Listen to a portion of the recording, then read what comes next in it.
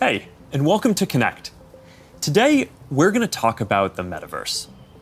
I want to share what we imagine is possible, the experiences you'll have, the creative economy we'll all build, and the technology that needs to be invented, as well as how we're going to all do this together. The basic story of technology in our lifetimes is how it's given us the power to express ourselves and experience the world with ever greater richness. Back when I started Facebook, that mostly meant text that we typed on computers. Then we all got phones with cameras, and the internet became much more visual. And recently, as connections got faster, video has become the main way that we experience content. We've gone from desktop to web to phones, from text to photos to video, but this isn't the end of the line.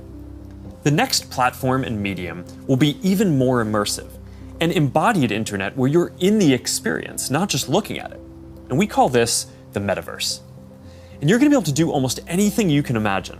Get together with friends and family, work, learn, play, shop, create, as well as entirely new categories that don't really fit how we think about computers or phones today. Now, since we're doing this remotely today, I figured let's make this special.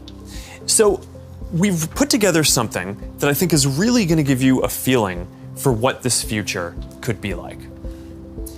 We believe the Metaverse will be the successor to the mobile internet. We'll be able to feel present, like we're right there with people, no matter how far apart we actually are. We'll be able to express ourselves in new, joyful, completely immersive ways, and that's going to unlock a lot of amazing new experiences. When I send my parents a video of my kids, they're going to feel like they're right in the moment with us, not peering through a little window. When you play a game with your friends, you'll feel like you're right there together in a different world, not just on your computer by yourself. And when you're in a meeting in the Metaverse, it'll feel like you're right in the room together, making eye contact, having a shared sense of space, and not just looking at a grid of faces on a screen. That's what we mean by an embodied internet. Instead of looking at a screen, you're going to be in these experiences. Everything we do online today, connecting socially, entertainment, games, work, is going to be more natural and vivid. This isn't about spending more time on screens. It's about making the time that we already spend better. Screens just can't convey the full range of human expression and connection. They can't deliver that deep feeling of presence. But the next version of the internet can. That's what we should be working towards. Technology that's built around people and how we actually experience the world and interact with each other. That's what the Metaverse is all about. Now, the best way to understand the Metaverse is to experience it yourself, but it's a little tough because it doesn't fully exist yet. Some of the basic building blocks are here though, and others are starting to emerge as we speak. We're starting to get a sense of how it could all come together and what it could feel like. So today we're going to do something a little bit different. Rather than just focusing on this year's products like a normal keynote, we're going to talk about the future. So let's start by exploring what different kinds of Metaverse experiences could feel like, starting with the most important experience of all, connecting with people.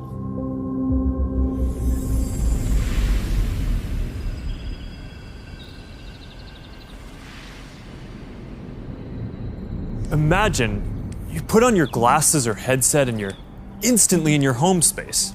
It has parts of your physical home recreated virtually, it has things that are only possible virtually, and it has an incredibly inspiring view of whatever you find most beautiful. Hey, are you coming? Yeah, just gotta find something to wear.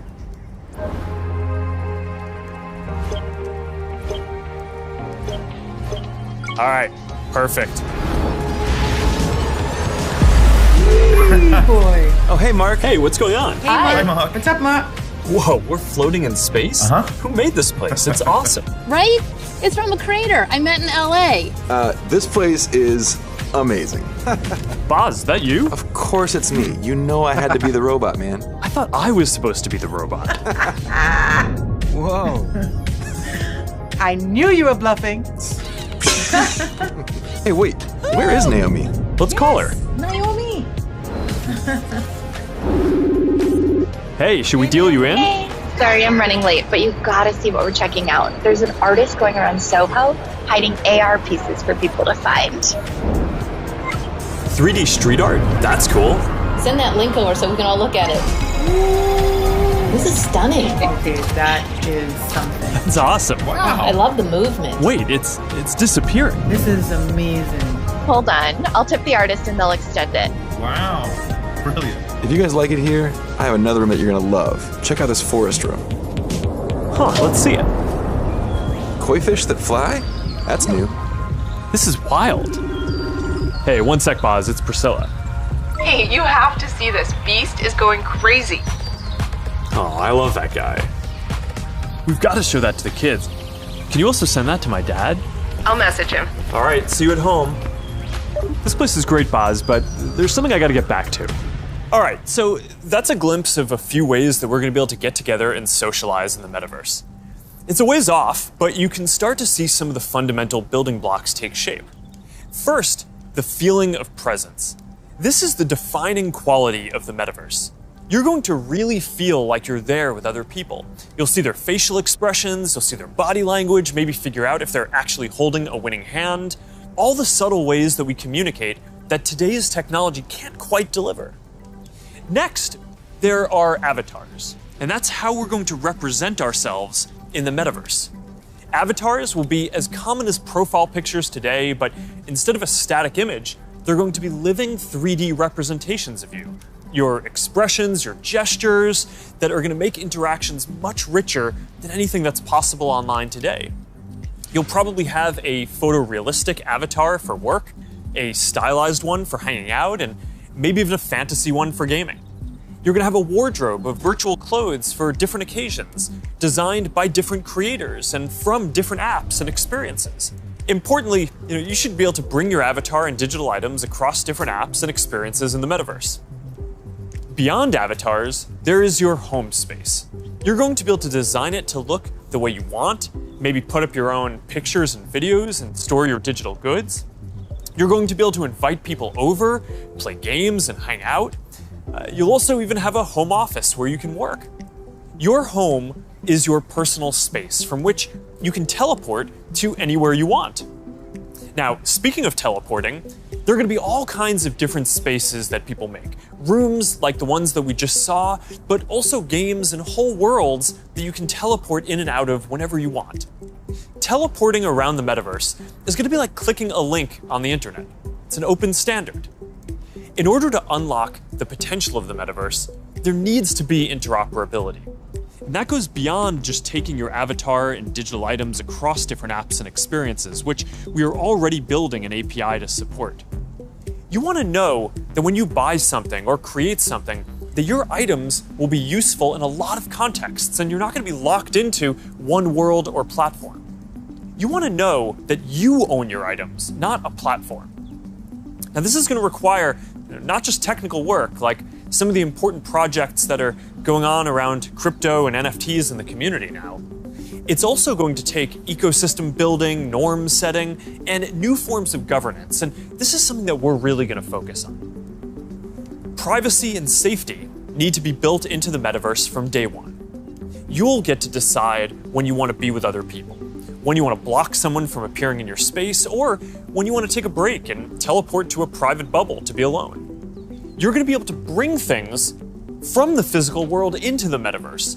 Almost any type of media that can be represented digitally, photos, videos, art, music, movies, books, games, you name it. Lots of things that are physical today, like screens, will just be able to be holograms in the future. You won't need a physical TV, it'll just be a $1 hologram from some high school kid halfway across the world. And you'll be able to take your items and project them into the physical world as holograms in augmented reality too. You're going to be able to move across these different experiences on all kinds of different devices, sometimes using virtual reality so you're fully immersed, sometimes using augmented reality glasses so you can be present in the physical world as well, and sometimes on a computer or phone so you can quickly jump into the metaverse from existing platforms. There are going to be new ways of interacting with devices that are much more natural. Instead of typing or tapping, you're going to be able to gesture with your hands, say a few words, or even just make things happen by thinking about them. Your devices won't be the focal point of your attention anymore. Instead of getting in the way, they're going to give you a sense of presence in the new experiences that you're having and the people who you're with. Now, these are some of the basic concepts for the metaverse. And while this may sound like science fiction, we're starting to see a lot of these technologies coming together. In the next 5 or 10 years, a lot of this is going to be mainstream. And a lot of us will be creating and inhabiting worlds that are just as detailed and convincing as this one on a daily basis. So even though it's still a long way off, we're starting to work on some of these foundational concepts today. Horizon is the social platform that we're building for people to create and interact in the metaverse. One part of this is Horizon Home, which is our early vision for a home space in the metaverse. Horizon Home is the first thing that you'll see when you put on your Quest headset. Today, there are already a bunch of options to choose from, and in the future, anyone will be able to create one. We've just called it home until now because it's been missing something very important: people. Soon, we're going to be introducing a social version of home, where you can invite your friends to join you as avatars. You'll be able to hang out, watch videos together, and jump into apps together. Then, there is Horizon Worlds, which is where you can build worlds and jump into them with people. Horizon is designed to make it possible for everyone to create, and we're already seeing people build some really interesting experiences, from creating new games together to throwing surprise parties in VR that family and friends around the world can join. We started rolling out Horizon Worlds in beta last year, and we're adding more people and more worlds every day. And we also just launched Horizon Workrooms earlier this year for collaboration. Beyond Horizon, we're also making it easier to communicate with your friends across different layers of reality. This year, we're bringing messenger calls to virtual reality. You're going to be able to invite your friends to a messenger call, and soon you'll be able to explore somewhere together or join a game. Now, these are the kinds of tools that need to get built so that you can jump into the metaverse with your friends from anywhere. And they're going to unlock some pretty amazing experiences. Now, let's move on from some of these basic concepts and people just connecting to a completely different set of experiences around entertainment and gaming.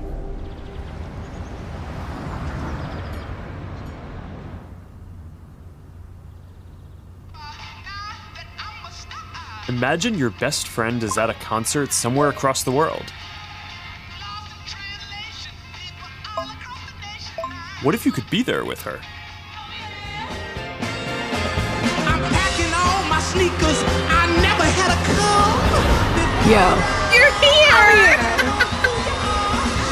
Tell it like it is. Tell what you love, how you live. What you doing, what you doing. Just tell the truth. Just tell it, just tell it, just tell it, just tell it. I'm talking to you.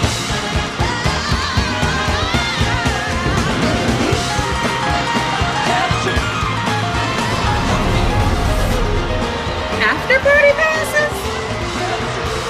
Yes!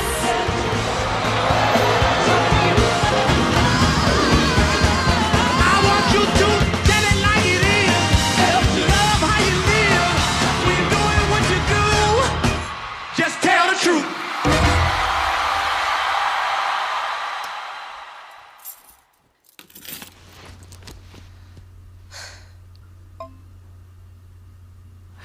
Jumping in now.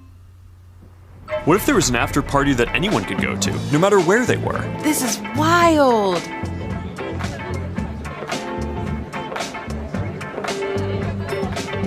Hey, check this out. Charity auction happening. Oh, there's swag. And when you go to the after party, you could connect with other fans, hear new versions of your favorite songs, and check out the merch that just dropped. Ooh, I like that one. Well, now you've got to get it. You can start to see how the metaverse is going to enable richer experiences by letting us add new layers to the world that we can interact with. Creators and artists are going to be able to connect with their audiences in new ways and really bring them into these shared experiences. Now, there's a lot that needs to get built to create experiences like this, but we're working on some of these pieces right now with Spark AR. First, we're building tools that creators can use to place digital objects into the physical world and let people interact with them. And rather than just simple visual effects, new creator capabilities will support 3D objects that can respond and react realistically, including a realistic sense of depth and occlusion. In the next year, we're also adding the ability for creators to connect different physical locations into cohesive augmented reality storytelling experiences, like guided tours or scavenger hunts. We're also building a Horizon marketplace, where creators can sell and share 3D digital items. And our hope is that this will enable a lot more commerce and help grow the overall metaverse economy. Because at the end of the day, it is really the creators and developers who are going to build the metaverse and make this real. And to make sure that there's an ecosystem that can sustain hundreds of thousands of people working on this, which is what we're going to need to bring this to life, then it's critical that creators and developers can make a good living doing this work.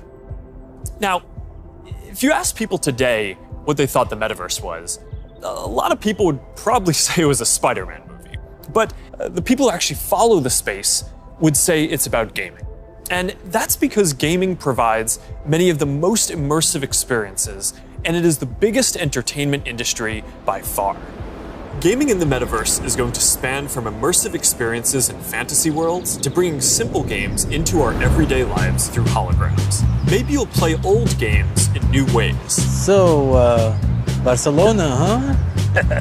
Well, it's not New York, but I like it. New York misses you. What's that? I said, let me put my game face on so I can beat you. Okay. Check. I gotta try another game face next time. Maybe you'll go head-to-head with players from around the world. Like a shop. Some call it skill. Keep talking. Or maybe you'll do things that aren't even possible in gaming today.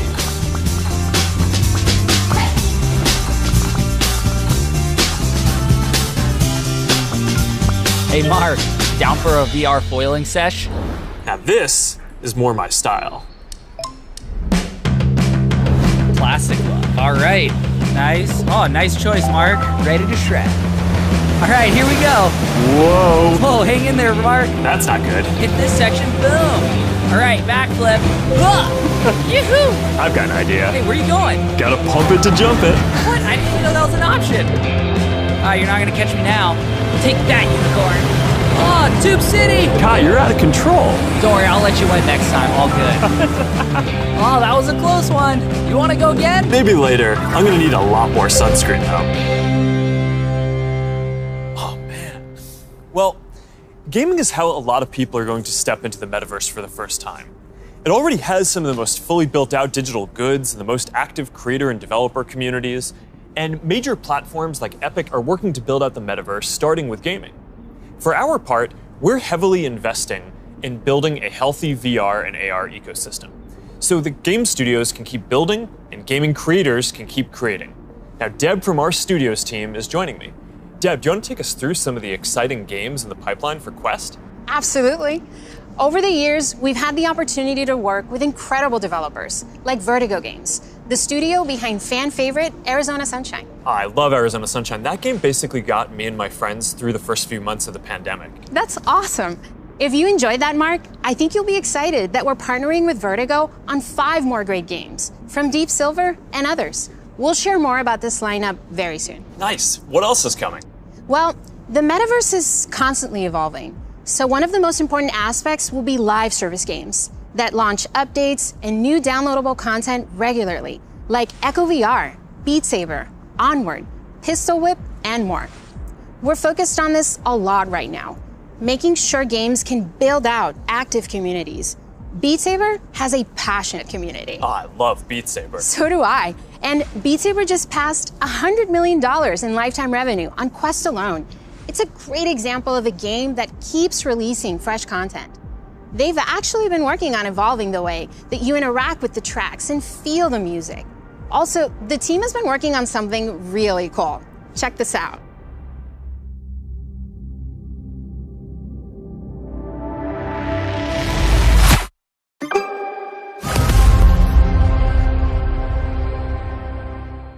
I can't wait to play this.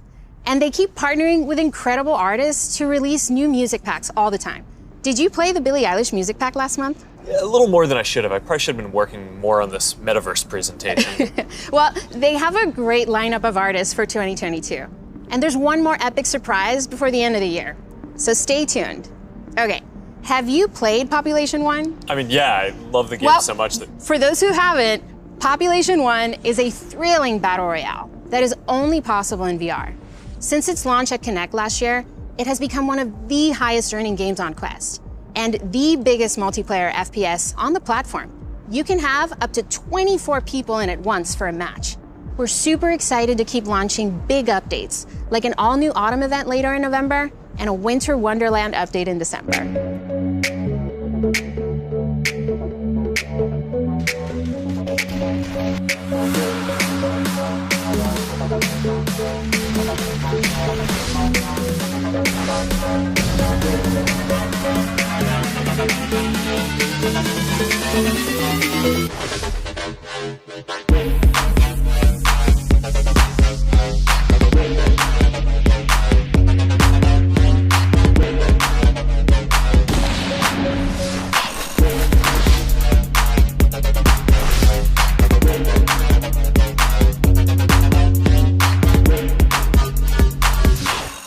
Okay, here's something I know our community has been waiting for. Lay it on us. All right, this is a title from the Warp Frog team. This is the team that set the standard for VR combat physics when it launched on Rift in 2019. That's right, Blade and Sorcery Nomad, the built for VR medieval fantasy sandbox that pairs magic with melee, is launching on Quest later this year.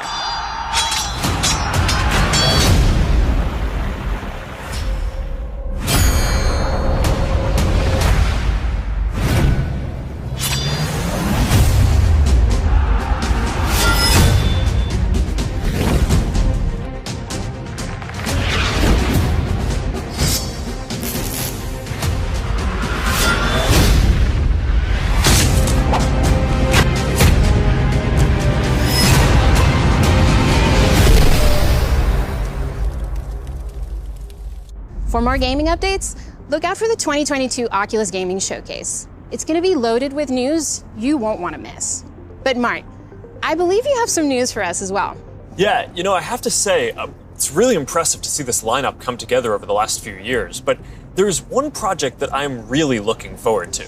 Yeah, this is one of the all-time greats, and we've been working for years to bring it to Quest. I'm excited to announce that the Rockstar Games classic Grand Theft Auto San Andreas is in development for Quest 2. This new version of what I think is one of the greatest games ever made will offer players an entirely new way to experience this iconic open world in virtual reality. That's it, Mark. I'm moving to the Metaverse. All right, thanks, Deb. This is going to be amazing.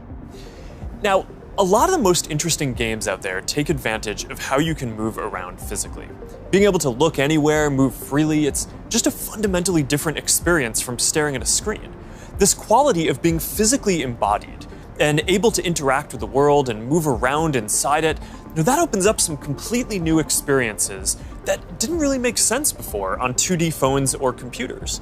And one example that we are seeing take off is fitness. And speaking of that, I think it's time for my workout. A lot of you are already using Quest to stay fit. It lets you work out in some completely new ways.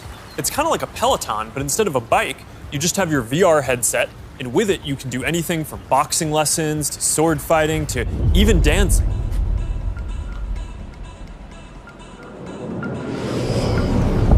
You'll be able to work out in new worlds, even against an AI.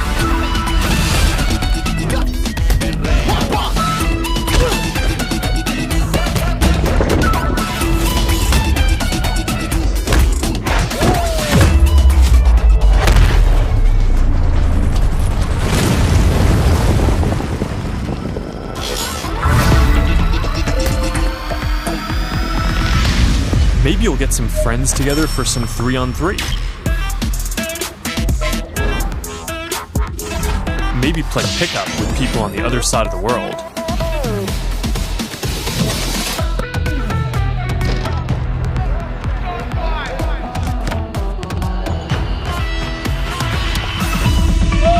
Or imagine your Facebook cycling group does an AR charity ride. Let's go. Complete with a leaderboard. Maybe you'll be able to train with the best, like you're right there with them. Like Lee Kiefer, Olympic gold medalist. On guard. Fence. Don't be scared this time.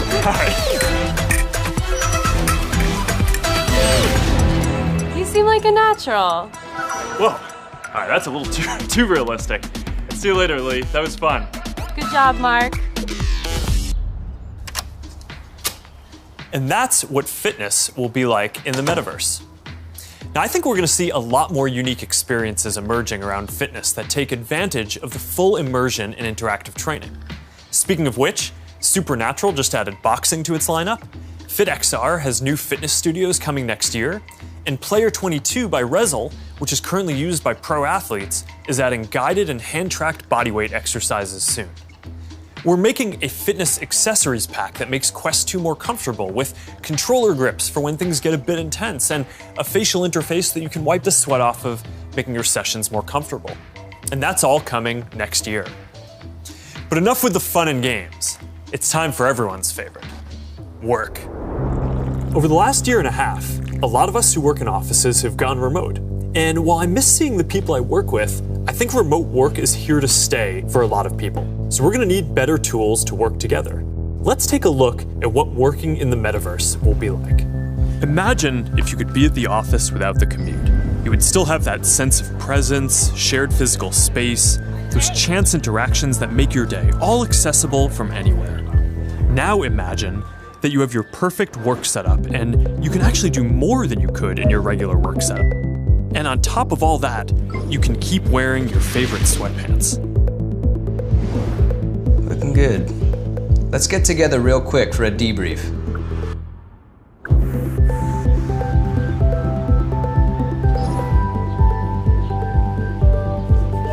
I'm free now. Let's jump in. Hi. Hey. So what do we think?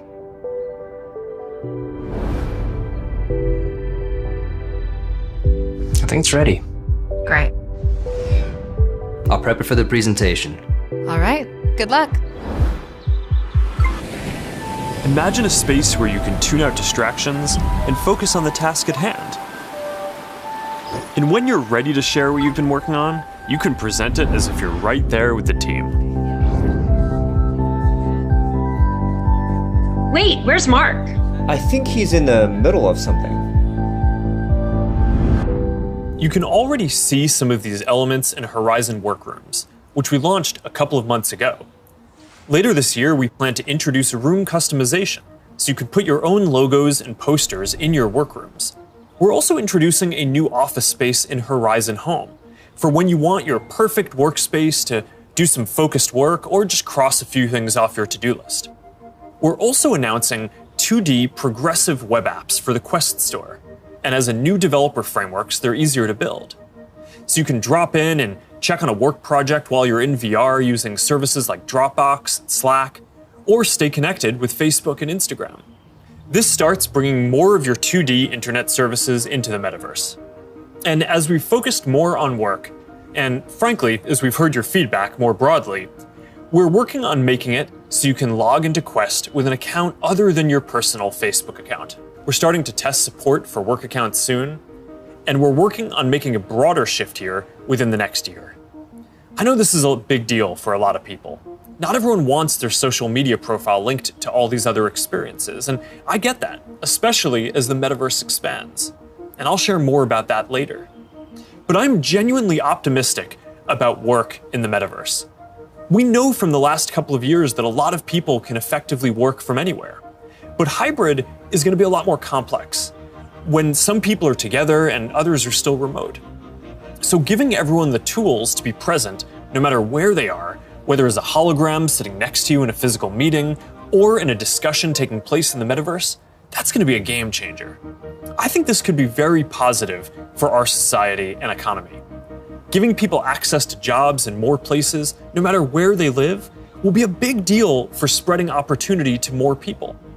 Dropping our daily commutes will mean less time stuck in traffic and more time doing things that matter. and it'll be good for the environment.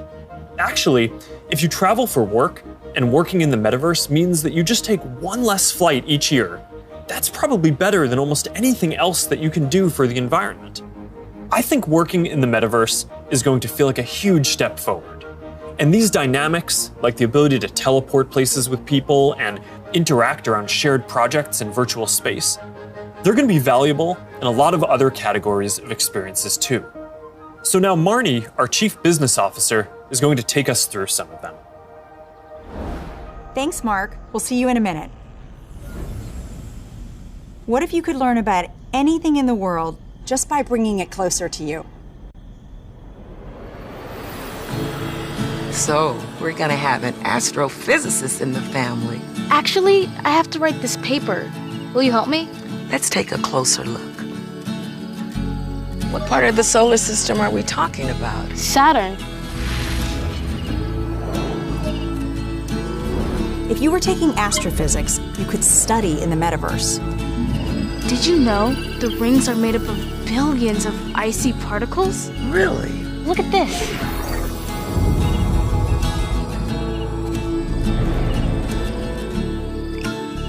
You ready to do that paper now, right? Yeah.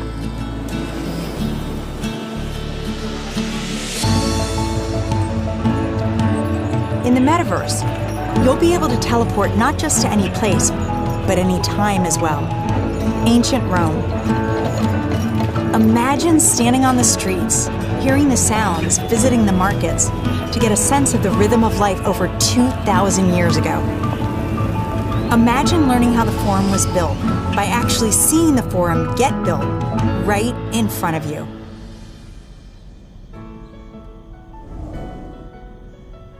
Hi, everyone. I'm Marnie Levine. In the metaverse, learning won't feel anything like the way we've learned before.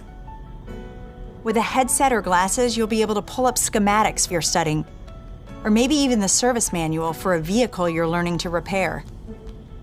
Let's say you're a med student or a doctor. With apps like OSO VR, you can learn new techniques in surgery firsthand, practicing until you get it right.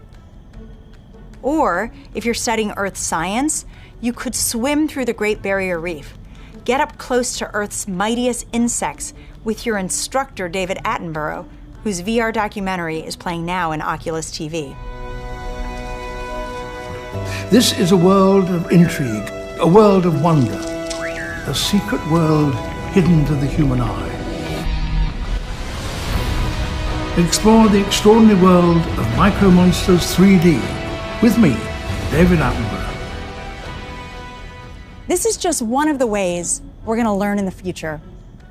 But in order to get there, we're going to need to help build the skill sets of the people who build these experiences.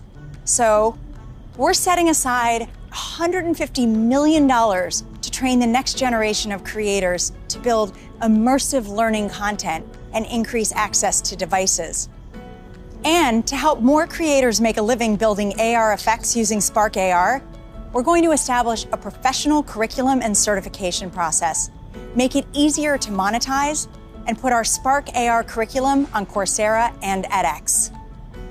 Thanks, Marnie. So that's a glimpse of the kinds of experiences that you might have in the metaverse.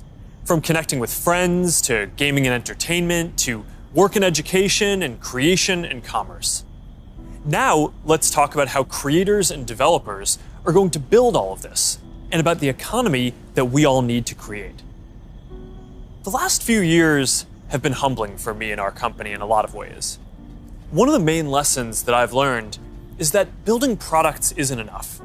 We also need to help build ecosystems so that millions of people can have a stake in the future, can be rewarded for their work, and benefit as the tide rises, not just as consumers, but as creators and developers.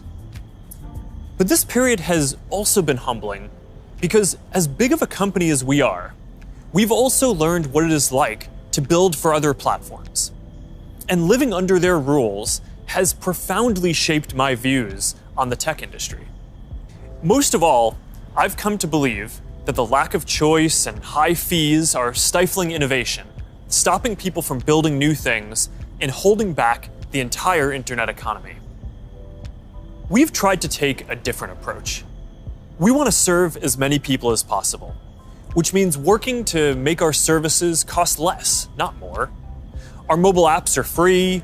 Our ads business model is an auction which guarantees every business the most competitive price possible. We offer our creator and commerce tools either at cost or with modest fees to enable as much creation and commerce as possible. And it's worked. Billions of people love our products. We have hundreds of millions of businesses on our platform, and we have a rapidly growing ecosystem and a thriving business.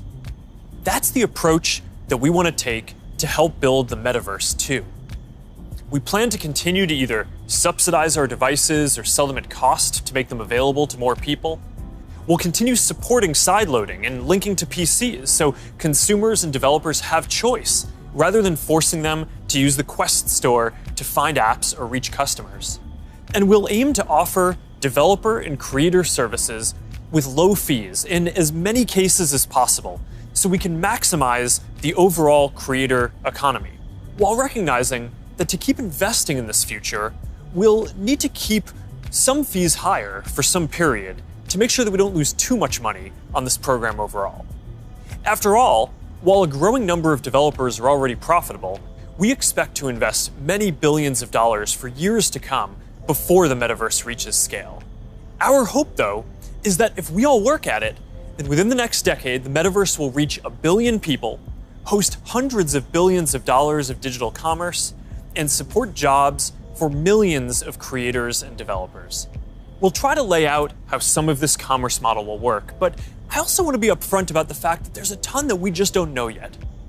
What I can tell you, though, is that we are fully committed to this.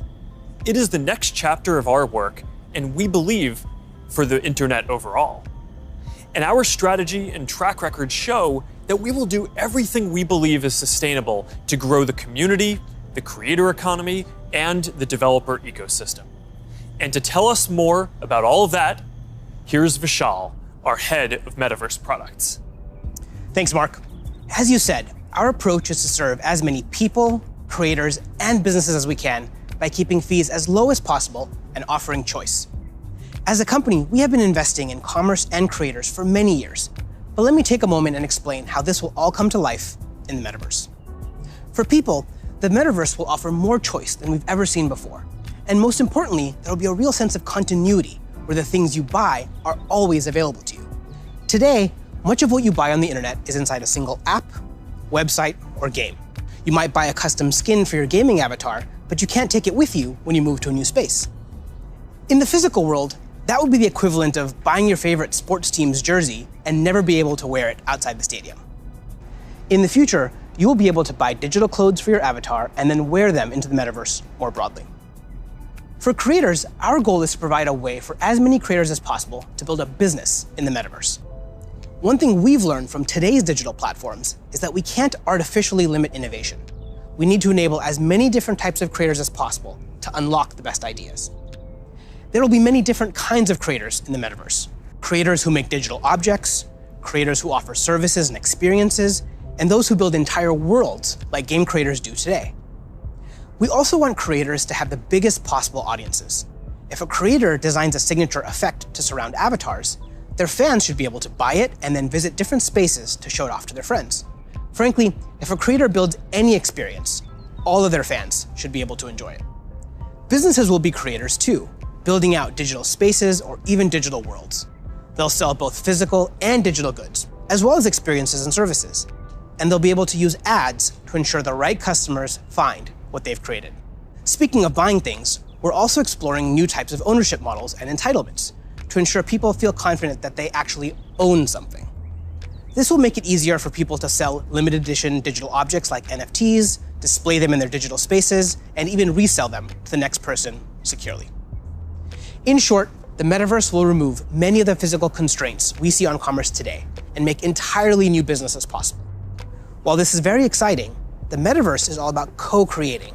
We're building this together with creators, developers, and entrepreneurs. So today, I've asked Jackie Aina to join me to start a conversation about what might be possible. Jackie is a beauty creator who launched her own lifestyle brand on Instagram called Forever Mood, where she sells candles with scents like cuffing season and partners with major brands on makeup drops. So let's meet Jackie in her space. Here we are in this digital space, totally inspired by you and all the things that you love. Jackie, I've been such a big fan of yours for such a long time. Tell me a bit about how you got started in social media. So, rewind back to 2009. As it pertains to like beauty, I would go to like a makeup counter or go makeup shopping, and I always felt rejected, always felt othered. So I got so frustrated that eventually I was like, you know what? Not only am I gonna like not listen to them, but I'm gonna show other people how I'm making it work with my skin tone too. How did you go from creating content, creating videos, to a product? You just, have a brand called Forever Mood. It's huge on Instagram shopping. So Forever Mood was not only a bit of a love letter to me and my relationship with my mom. That's how we bond, was through fragrance ever since childhood. But it's been doing amazing, and we've actually been getting a lot of support. Jackie, this space is pretty magical, and I know it kind of reflects the stuff you love. Like, tell me a bit about what you love and why this represents you. Okay. So first thing, color is everything. I love pastels. You can see it in the brand. You can see it like a lot of times in what I wear. With the Metaverse, when we're curating collections or even just brainstorming, this would be a great way to like gather us all together and literally kind of create atmospheres and environments and moods to just kind of enhance creativity. And then if I can invite people, it would be like inviting them in my home. You know what I mean? It'd be like bringing them into a piece of me. So I would want them to feel some of the things that I feel when I step into my house or when I light my candles. Interacting with people in comments and having a conversation is a way to kind of get your fan excited about interacting with you, but also you feel like you get a connection to your community. Too. Yeah. And so this idea of reaching kind of into the comment section and pulling a fan in and having a conversation is pretty powerful. And it humanizes that person on the other end, of that comment. And I think there's a really interesting opportunity to think about how we build community and how we engage with our fans in a really deep way, as opposed to just through a comment box. Imagine for your biggest fans, you could have an exclusive launch party where anyone could visit, no matter where they were in the world. I love that, because when we first launched the brand, everything was shut down because obviously quarantine. We couldn't go anywhere. And I had this idea of doing like pop-ups for Forever Mood, where we would have a room inspired by each scent. And now, anyone from anywhere in the world could come and feel what you just described. Have that feeling, have that sense, really get into that mood. Also, you have your greatest fans, the people that care a lot about you, the ability to reach new customers, use advertising to keep growing your business. And you could also drop an exclusive product in the Metaverse, where only available to your most ardent fans who paid special access to get to that product. That's dope. Commerce is going to be a big part of the Metaverse. You'll be able to sell both digital and physical products. The butterfly effect transports us someplace magical.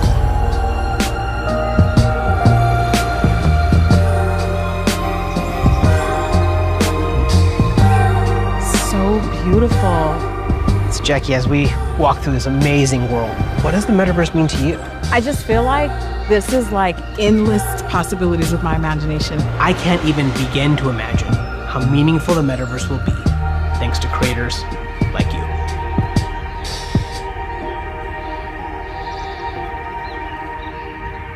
There's a lot here to be excited about. Just like the internet today, more people are going to have the freedom to find a business model that works for them, whether that's custom work, tipping, subscriptions, ads, or other monetization tools that may only make sense in the Metaverse. Now think about how many people make a living on the internet today. How many of those jobs just didn't even exist a few years ago? I expect that the Metaverse is going to open up lots of opportunities for people in the exact same way.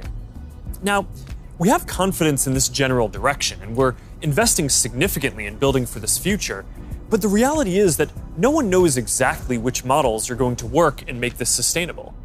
So we're going to approach this with humility and openness, and we're going to work with anyone whose efforts will help bring the Metaverse to life. So now, Boz is going to join us to talk about what people are already building for the Metaverse and what kinds of tools we can create to help out. Hey Boz, I'm still kind of jealous of your robot avatar. Yeah, man, you gotta have the robot when you're working your dance moves, right? I mean, of course.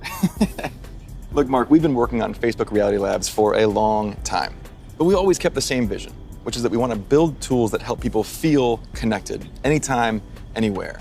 And that vision is what drives us today, to help people get together in virtual spaces. We've come a long way since the early days of VR, thanks to the developers and the creators who see the potential to entertain and to educate. But of course, we still have a lot farther to go. So to keep the pace of innovation moving faster and empower more use cases, we do have a few exciting announcements. Today, we're introducing the Presence platform, which is a broad range of machine perception and AI capabilities that empower developers to build mixed reality experiences on Quest 2. You want to tell us more about the Presence platform? Yeah, we've said before that realistic presence is the key to feeling connected in the metaverse. And the Presence platform's capabilities are what's going to deliver on that promise. Things like environmental understanding, content placement and persistence, voice interaction, standardized hand interactions. In fact, let's start with hands. I mean, the human hand is an engineering marvel. And bringing hands into VR was no easy feat. It required a lot of collaboration against product, design, research, but we continue to improve that product, finding new ways to navigate with gestures and interact with VR. So today, we're introducing the Interaction SDK, a library of modular components that will make it easy to add hand interactions to your apps. That's pretty exciting. Yeah, we really think this is going to help people accelerate the build time for new and existing titles that allow people to use their hands more naturally in more virtual experiences. Now, in addition to hands, there's another exciting interaction space for VR. That's your voice.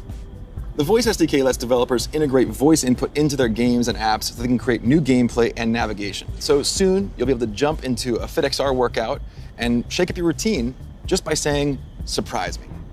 Oh, yeah, I've tried this one before. This one's really tough. Yeah, me too, it is. Since we launched the Pass-Through API, we've already seen breakthrough experiments from developers that blend the virtual and the real world.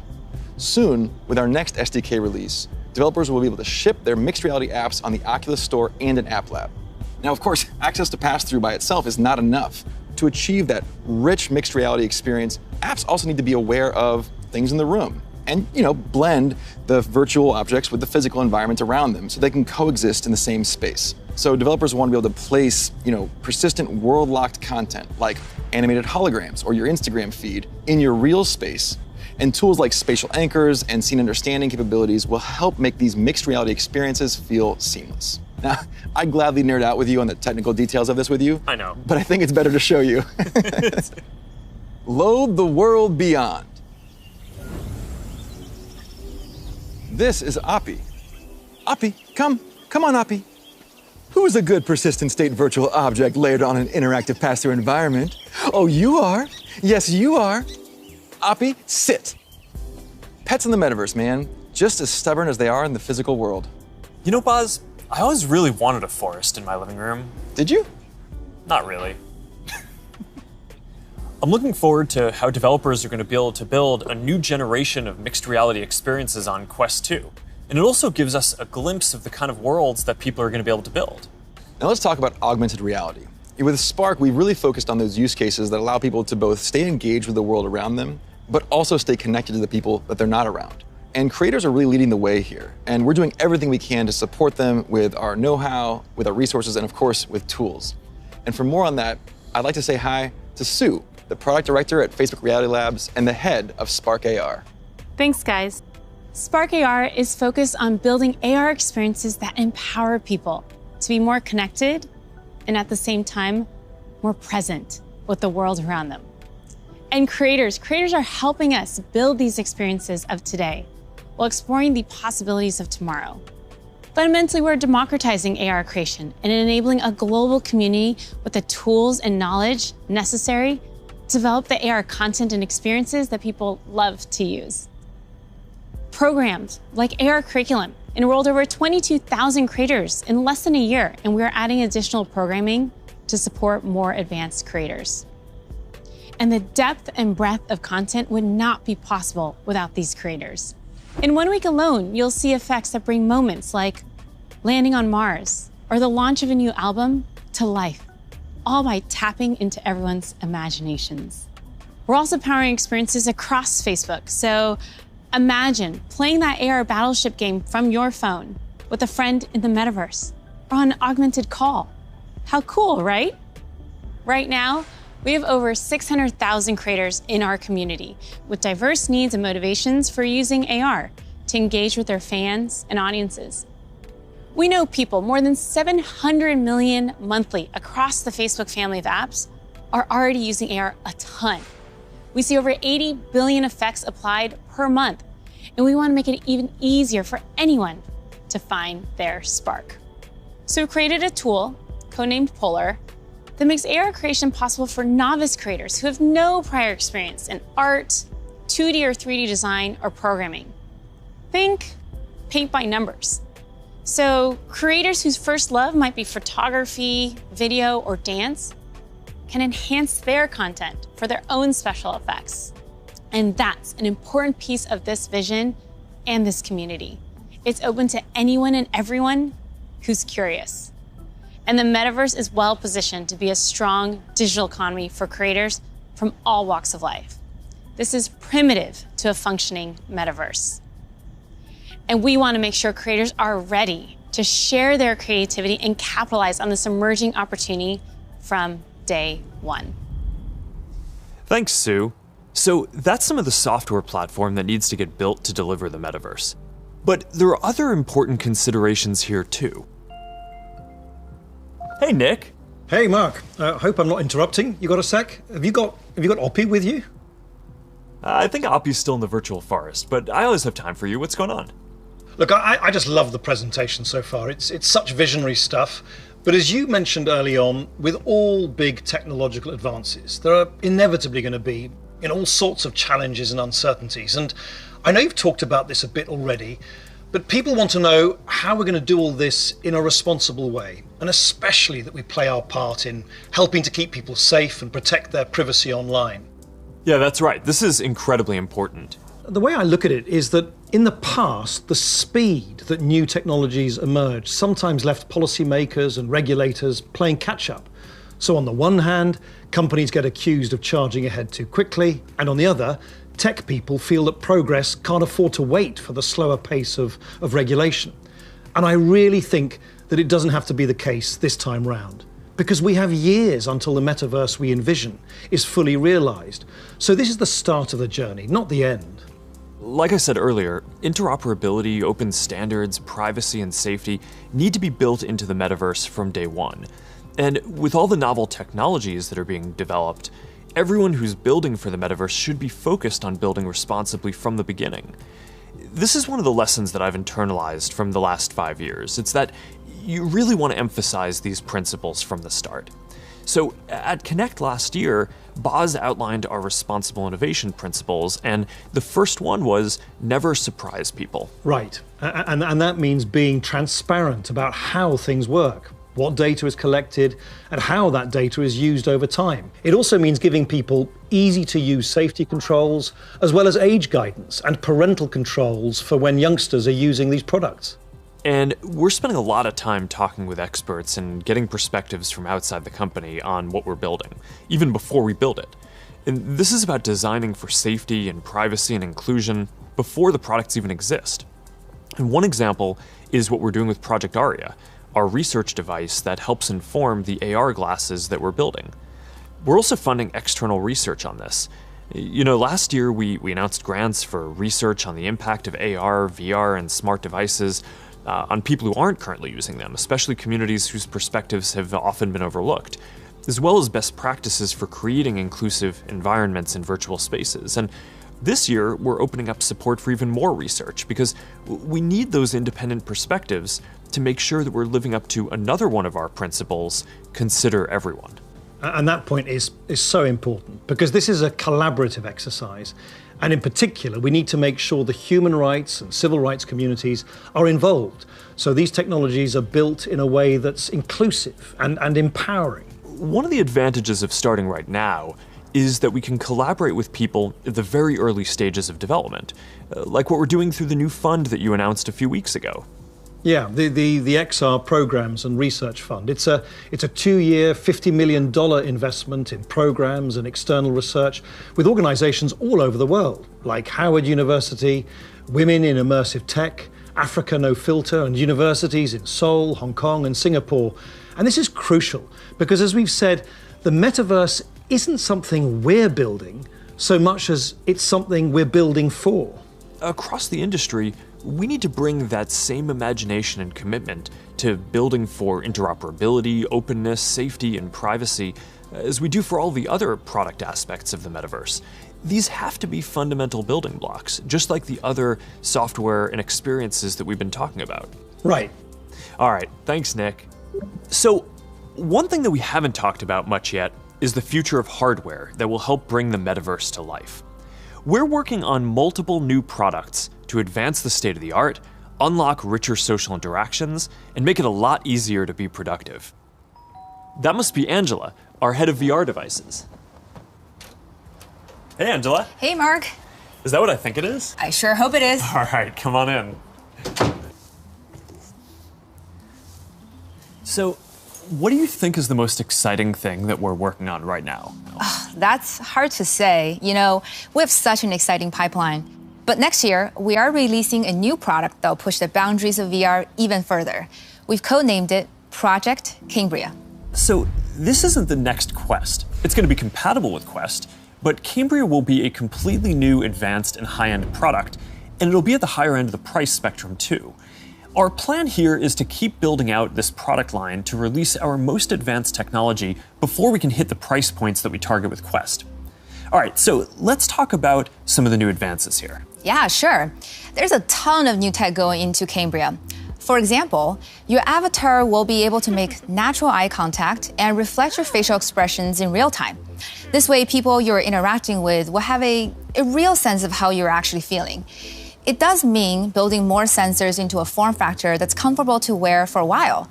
And because we want VR to be for everyone, we also have to make sure avatars represent a diverse set of human facial features and skin tones, as well as paying attention to things like glasses and beards that might get in the way of some of the sensors. So that's going to be a big step forward for social presence, and I'm really glad that we're focused on making it inclusive from the start. Now, what about unlocking more mixed reality experiences? I mean, imagine working at your virtual desk with multiple screens while seeing your real desk so clearly that you can pick up a pen and write notes without taking your headset off. Or, you're doing a workout with a virtual instructor in your living room. It's going to be so cool. We're already seeing the potentials of these kinds of experiences today as people are building for our pass-through API. But with Cambria, we'll be taking this to the next level with high-resolution, colored, mixed reality pass-through. We essentially combine an array of sensors with reconstruction algorithms to represent your physical world in the headset with a sense of depth and perspective. Now, we're still a ways away from exactly matching what our eyes see in the physical world, but we're pretty encouraged by how far we've been able to advance the pass-through experience so far. Definitely, but we also need to push the visuals to the next level. So let's talk about the progress that we're making on optics. Yeah, we're pushing the limits of display technology and form factor with something called pancake optics. They essentially work by folding light several times over to achieve a slimmer profile than current lenses. Now, with several optical layers, we'll need to precisely control every aspect of design and fabrication to achieve that high-quality, artifact-free display and really just deliver the best optics ever in one of our headsets. That's pretty awesome. But let's make sure that we leave some of the good stuff for next year's release too. All right, now I'm excited to keep building out this new product line over future generations so we can keep getting our most advanced technology into people's hands even before we can get it into our Quest product line. That's our goal. We're starting to work with developers to build experiences for Cambria as we speak, and we're looking forward to sharing so much more with y'all next year. Sounds good. Now, beyond virtual reality, we are also focused on the hardware to make true augmented reality possible. In a lot of ways, augmented reality is even harder, not just because we need to invent a completely new optical stack that's not based on screens, but because we basically need to fit a supercomputer into a pair of normal-looking glasses. So we're approaching this problem from two directions. First, how much technology can we pack into a pair of normal, great-looking glasses today? And second, how do we take the long-term tech stack to do everything and keep miniaturizing and improving it until it fits into a pair of normal, good-looking glasses? On the first path, last month we launched Ray-Ban Stories, our first smart glasses in partnership with Essilor Luxottica. They're not full AR glasses yet, but they let you take pictures and videos, listen to music, and take phone calls while you're out looking at the world instead of down at your phone. And we built leading privacy features into the glasses, like the LED light whenever you're recording, which phones don't even have. And we delivered this in the iconic Ray-Ban style for just $299. These are all steps along the path to an embodied internet. But the ultimate goal here is true augmented reality glasses, and we've been working on that too. And today, I want to show you an experience that we've been working on for Project Nazare, which is the codename for our first full augmented reality glasses. Here, you'll see you're chatting with friends on WhatsApp and planning a game night. You can select a game, and then, as you walk over to your kitchen, you can easily just put your game onto the table and you're off. And that's the kind of experience that augmented reality will unlock. There's a lot of technical work to get this form factor and experience right. We have to fit hologram displays, projectors, batteries, radios, custom silicon chips, cameras, speakers, sensors to map the world around you, and more into glasses that are about 5 millimeters thick. So we still have a ways to go with Nazare, but we are making good progress. I'm excited about our future roadmap, but even that's still early in a journey that's going to go on for decades. Immersive all-day experiences will require a lot of novel technologies. And for the last 7 years, our research team has been working on a broad array of technologies that are necessary for these next-generation platforms. Michael Abrash leads this team, and he's going to join me to talk about some of the future technology that we're developing. Hey, Michael, do you want to take everyone through our roadmap? Sure. That covers a lot of ground, though. It's going to take about a dozen major technological breakthroughs to get to the next generation metaverse, and we're working on all of them. Displays, audio, input, haptics, hand tracking, eye tracking, mixed reality sensors, graphics, computer vision, avatars, perceptual science, AI, and more. Yeah, you're right. That's a lot. We probably only have time for a couple right now. You want to pick a few? Well, I think the metaverse is really going to be first and foremost about connecting people, so I'd say let's start with avatars. Yeah, I agree. The goal here is to have both realistic and stylized avatars that create a deep feeling that we're present with people. Exactly, and we've shown codec avatars before. Well, what can your face do? Can you show us? Well, I've always hoped you would ask me that question. And it's a remarkable experience to see codec avatars in VR, and photorealistic avatars will be a huge breakthrough, but they're only part of the picture. Yeah, because you're not always going to want to look exactly like yourself. That's why people shave their beards, dress up, style their hair, put on makeup, or get tattoos, and of course, you'll be able to do all of that and more in the metaverse. So this next video shows how we're making progress on part of that with hair and skin rendering and relighting for 3D avatars. She's going for a medical field. I think she was interested into... Now, I want to point out this technology is still very definitely research, but it shows the really high level of fidelity that avatars are ultimately going to need to reach. Notice that you can see the individual pores on his skin. Now, clothing is another important way to express yourself. And whether you want to simulate your actual garments, say you're making a quick call with your grandmother, or maybe you just want to be wearing a stylish blue Oxford shirt like me, you're going to need the ability to simulate clothing. So here's an early look at hand-cloth interaction. And you can see how the movement of the cloth when the hand touches and stretches it is really remarkably accurate. Now, to use your avatar to teleport to a meeting or sit down for a chat in the metaverse, you'll also need realistic virtual spaces to be with people in, so let's look at that. Contrary to how this looks, this is actually not a video of the physical world. It's a 3D reconstruction of a mock apartment, which I guess just became clear when that bowl took off by itself. Exactly. So what you can see here is that a researcher is moving around various objects on the right, and then on the left you can see the high-fidelity real-time rendering of the space in the moving objects on the left without the researcher. So what's critical here is that this is all happening in real time. That's what's novel here, and that's what differentiates it from CGI. So what we've seen so far is pretty awesome, but we all know what we want. We want the whole package, a full-body avatar in a virtual environment, so you're just there. Last year, we showed our very first full-body codec avatar at Connect. Here to tell you more about our progress since then is Yasser Sheikh. Hi there. My name is Yasser, and I direct the Facebook Reality Research Lab in Pittsburgh. Well, that's not completely true. What you're seeing is actually a rendering of my pre-recorded codec avatar. Over the past couple of years, we've made quite a bit of progress with codec avatars. My avatar can now look left, look right, look up, look down, make facial expressions. Here, you can see Elaine is in VR on the right. You can see her view of Yasser's avatar and the reconstructed real-world space that it's in on the left as she moves around the avatar. What you see on the left is an entirely virtual reconstruction. This gives you a sense of a future in which you'll be able to interact with another person's realistic avatar in virtual reality in real time. Now, preventing others from using your avatar will be critical. That's why, even though this is early stage research, we're already thinking about how we could secure your avatar, whether by tying it to an authenticated account or by verifying identity in some other way. All right, so we've talked about what we're going to be able to see, but of course we also want to be able to actually do things in the metaverse. And while seeing your hands in VR and manipulating virtual objects is a big step forward towards that, and we're going to need an even easier and more intuitive way to interact with virtual content when you're on the go wearing AR glasses. And we believe that neural interfaces are going to be an important part of how we interact with AR glasses. And more specifically, EMG input from the muscles on your wrist combined with contextualized AI.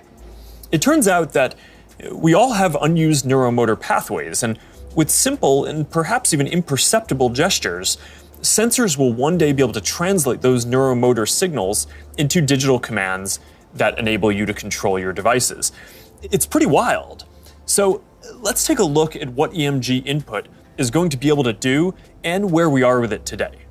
This video shows some of the ways that we think that wrist-based neural interfaces can provide an important input tool for AR glasses.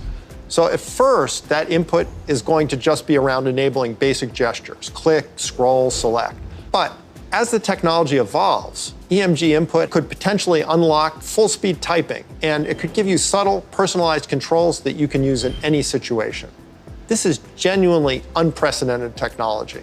So let's look at an early prototype that shows how it could be used in AR. This experimental UI shows for the first time how EMG input could one day allow you to send a message in AR with your hand resting comfortably at your side without ever having to look at a screen. Notice how the researcher used an overt and highly visible click gesture to send the first message. We've made a lot of progress over the last year, and we're now able to do the same thing with the smallest of movements of the hand. EMG enables this by picking up subtle neuromotor commands with remarkable precision. So basically what you're saying is that you're going to be able to send a text message just by thinking about moving your fingers. That's going to be pretty amazing. But I guess it's just one part of the equation, because the other is AI that understands your context and can give you a simple set of choices based on that context. So let's take a look at an AI interaction model that we've built using Project Aria, our initiative to accelerate research into AR glasses and live maps that we talked about last year. Remember the mock apartment we saw earlier? Well, we've indexed every single object in it, including not only location, but also the texture, geometry, and function of each one. We fed all that information into the Project Aria glasses Ming-Fei is wearing in this next demo. And the reason is to simulate how AR glasses will ultimately be able to access data from a 3D map that will help them identify the real-world objects in the space around you and better understand your context so they can help you. What's happening here is that the glasses are calculating where Ming-Fei is in the room, locating and identifying all the nearby objects based on the index mentioned earlier, and figuring out which of those objects Ming-Fei is interested in by observing her eye movements. That contextual information, in turn, enables the system to offer proactive assistance to Ming-Fei in a variety of ways. Here, the system knows that she may want to turn on the TV, so when she clicks while looking at it, the system turns it on. Ultimately, her AR glasses will tell her what her available actions are at any time. Hey assistant, where's my favorite mug? We're also working on a voice interface that will let you locate any object. Here, the system is displaying the current location of the mug. In the future, it might tell her where it is using speech or text, or it might highlight the location in her glasses. Really, it's an early look at the sort of intuitive, low-friction interface that AI plus EMG input will enable in the future. This is how we'll all be interacting one day. Thanks, Michael. That was awesome. All right, so I hope that gives you a sense of some of the technical challenges that we're working on to deliver deep and immersive experiences in the metaverse. A lot of what we've shown today isn't going to be available in the next year or two. Some of this is still a long way off. But this is some of the most exciting stuff that I've ever gotten to work on, and I'm just incredibly energized to be on this journey with all of you. And there's one more thing that I want to tell you about today. I believe the metaverse is the next chapter for the internet, and it's the next chapter for our company too. So I've been thinking a lot about what this means for our company and who we are as we embark on this journey. We're a company that focuses on connecting people. While most other tech companies focus on how people interact with technology, we focus on building technology so people can interact with each other. One of the reasons I started Facebook was that at the time you could use the internet to find almost anything. Information, news, movies, music, shopping, except for the thing that matters most of all, people. Today, we're seen as a social media company. But in our DNA, we are a company that builds technology to connect people. And the metaverse is the next frontier, just like social networking was when we got started. Facebook was born in a specific time and place. A college campus, the web. It was what we could build at the time to put people back into our experience of technology. But connecting people was always much bigger. From way earlier on, I remember sitting in middle school classes, sketching in my notebooks, ideas that I wanted to code when I got home. And even though I didn't have the skill or technology to build it yet, it was always clear that the dream was to feel present with the people we care about. Isn't that the ultimate promise of technology? To be together with anyone, to be able to teleport anywhere, and to create and experience anything? Yet here we are in 2021, and our devices are still designed around apps, not people. The experiences we're allowed to build and use are more tightly controlled than ever. And high taxes on creative new ideas are stifling. This is not the way that we are meant to use technology. The metaverse gives us an opportunity to change that if we build it well. But it's going to take all of us, creators, developers, companies of all sizes.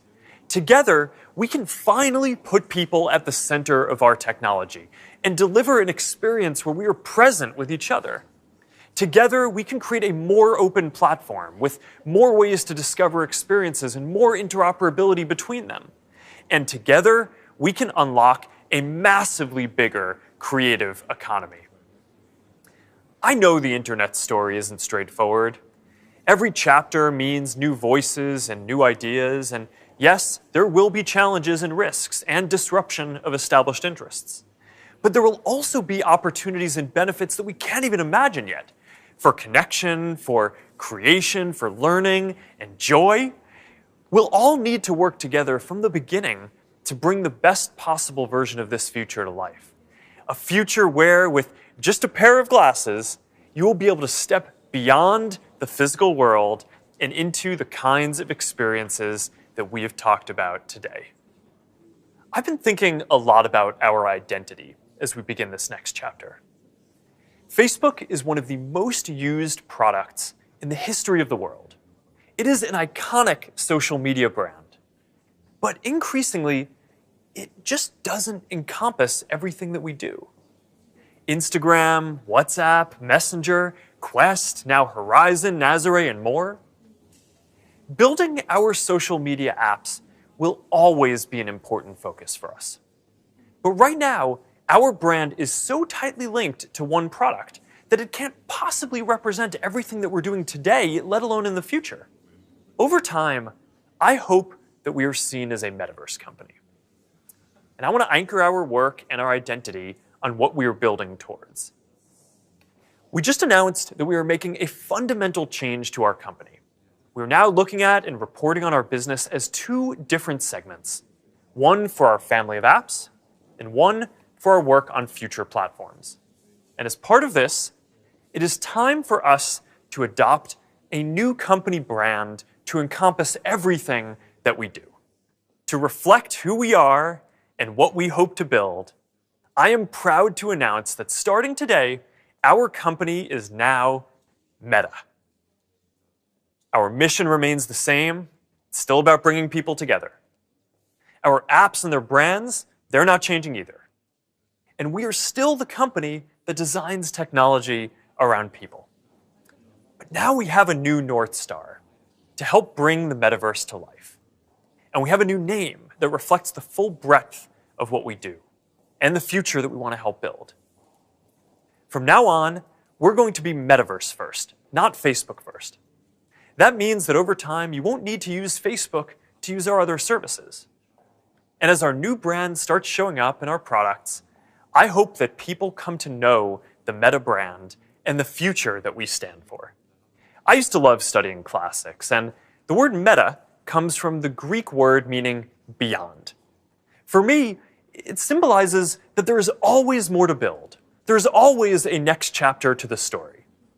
And for us, that's a story that started in a dorm room and grew beyond anything we could imagine, into a family of apps that people use to find one another, to find their voice, to start businesses and communities and movements that have changed the world. I'm proud of what we've built so far and excited about what comes next as we move beyond what's possible today, beyond the constraints of screens, beyond the limits of distance and physics, and towards a future where everyone can be present with each other, create new opportunities, and experience new things.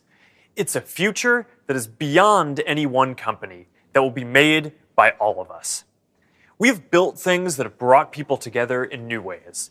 We have learned a lot from struggling with social issues and living under closed platforms. And now it is time to take everything that we have learned and help build the next chapter. I am dedicating our energy to this more than any other company in the world. And if this is the future that you want to see, then I hope that you will join us. Because the future is going to be beyond anything we can imagine.